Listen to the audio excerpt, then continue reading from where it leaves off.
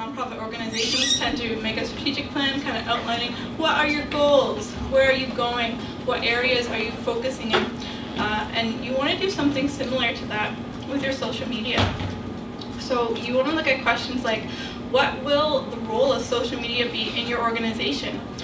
Will it be the only source of marketing you do? What are you trying to do with your social media? Are you trying to build your reputation, trying to get your name out there to the world? Are you using it for community engagement and education? Are you doing it for event promoting yourself or other organizations? Are you using it to advertise for your program, your services, your fundraising? You have to kind of focus in on, okay, we have these platforms to talk. What are we going to use them for? And then thirdly, who will manage the social media in your organization? This one is kind of neglected a lot in nonprofit organizations. Yeah. It kind of just gets put down to, oh, you have 5 minutes, post this on Facebook. But it's important that you have a consistent person or a small group of people who kind of rotate on your social media, because otherwise it tends to get neglected. Who are you trying to appeal to? Obviously, the Canadian Federation of the Blind, you have your target audience pretty down. You know, you want to appeal to users who are blind. But have you considered things like age demographic? Are you trying to appeal to older users? What about younger users? What's unique about your organization? These are some similar questions to what funders ask. And it's really important when they look at your social media, when they look at your website, you kind of want it to be clear, what is special about you guys? What do you bring to the table that other organizations aren't necessarily doing? What do you want people to know about you? You have these platforms that are incredibly powerful, kind of like little digital soapboxes. What are you trying to get across? Are you all about advocacy? Are you more about family services? Or are you a little bit of everything? Make it known. You want to think about goals. You want to think, generally we recommend looking at a year. You want to increase your clients. Do you want to see growth in your Facebook? Do you want to see growth in Twitter? Maybe your mailing list, you're not getting enough people signing up. What are your goals? You want to be specific. You want to be precise about what you're going to achieve. You want them to be measurable. You want actual standards, numbers. You want to be attainable. Are you attempting too much? And this tends to happen a lot in nonprofits, social media. We're going to be looking at Facebook, and we're going to be looking at Twitter. I get this asked all the time when I go to clients. How much should I post to Facebook? Do I post once a week? Do I post 5 times a week? I personally recommend at least once a week minimum. Sometimes it's not always possible. Otherwise, what ends up happening is you end up having these large gaps in your social media. And there's benefits for that. For engaging your users, keeping them in the loop, giving them a reason to keep coming back and checking in and recommending them. But you don't want to be that person. We all have that Facebook friend and they post like 10 videos every day and you're just like, why Mary Lou? Why are you doing this? And with Facebook, it's all about quality versus quantity. You want to put really good pieces on your Facebook. And on the flip of that, we have Twitter. And Twitter is what is considered a high-volume, low-value platform out there. Do any of you know what the lifespan of a tweet is? A tweet being that little post that you put on Twitter. How long does it take to say? 2 hours. No, it's less than 2 hours. Somebody said 2 hours. No, the lifespan of a tweet is approximately 18 minutes. Wow. 18 minutes, because it is getting so much volume, so much information is being put through that platform so fast.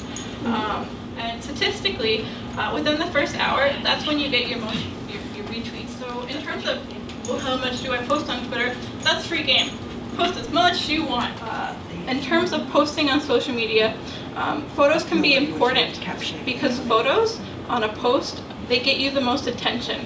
They'll get the most hits. Media platforms have what are called analytic tools. They will tell you right down to the nitty-gritty how many people are following your page, how many page views you're getting, what posts are most popular, how many views are you getting on those posts. Every single detail you can think of, because again, remember, they're originally used for marketing purposes, but they're not accessible. They're usually done in a very visual, graphic way. So in lieu of having analytics not accessible, keep track of your page views, which is just something, it's a piece of information, it's on the page. You can access it with a screen reader. It will just say like 402 followers. Keep track of that month by month, right? Now, I was asked if I could take a look at the current social media and website for the CFB, and I did. I'm gonna be a little bit harsh, not too harsh, but that's what we asked you to do. Little bit of tough love, but it's not all bad. And brand is really important. The logo for your association is a stick figure holding a cane, and it's not consistent. The stick figure that you've used on your website is different from the stick figure that is used on your Facebook. It's different from the stick figure that is used on your news release. And that's a problem. The gritty of it is your funders are most likely going to be cited, and they care about that stuff a lot. They do look at websites, they do look at social media, and if they think, especially for bigger fundings like big banks and organizations, and if your website doesn't look like a legit organization, if they can't clearly find your charity number, there is real potential your application will go straight in the garbage. It's actually happened at the organization I worked before with their old website. Funder went on, it didn't look like a professional website. They couldn't automatically find their charity number, and the application went straight in the trash. Is our charity number not showing easy? No. If you take nothing else from this CFB, work on your branding, because it's not clear. Your logo seems to be a stick person using a cane, but that logo is also used as a general accessible symbol. It's not unique necessarily to you, and you don't want that. You don't want to get confused with other organizations or other products or other branding. You want to stand out when you apply for grant funding. Usually, one of the first set of questions they ask you are, "What are your social media accounts, and how many followers do you have?" And it's because they want to be acknowledged that they have given you money. So if they're giving money to somebody who has a good brand, who is known and who is recognized, you're going to have more success. If pale yellow is kind of your color, your organization's color, because it seems to be, from my point of view, that's what it seems to be, it's not clear because it's not consistently used. Other little problems. So clear charity number, it's not a thing on the website. It needs to be. It's really important. You have big gaps in your posting. Big gaps. You have tons of posts for March. Like March is good, but I think it was the month before. It's like, where did you go? There was nothing. Your posts don't tend to have any personality. They tend to be straight shares or retweets with no additional text. You want to engage your audience. You want them to connect with your organization. You have a great messaging response. It's great in terms of when people message you on Facebook or when they message you in private on Twitter. You generally tend to reply within a few hours, and that's awesome. You have the great potential for YouTube way to kind of show people really who you are. What are you doing? Overall, you have a really good foundation for your social media.